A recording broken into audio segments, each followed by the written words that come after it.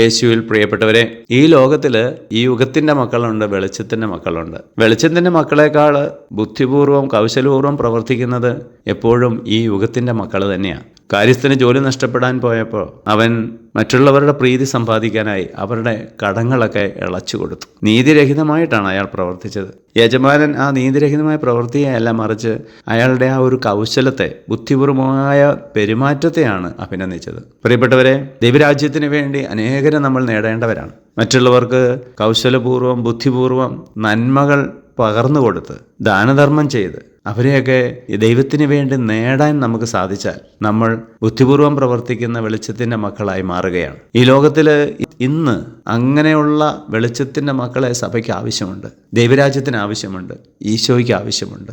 അങ്ങനെയുള്ളവരായി തീരാൻ നമുക്ക് ആഗ്രഹിക്കാം, പരിശ്രമിക്കാം. ഈശോയെ ഞങ്ങളെ അനുഗ്രഹിക്കണമേ, ഇപ്പോഴും എപ്പോഴും എന്നേക്കും. ആമേൻ.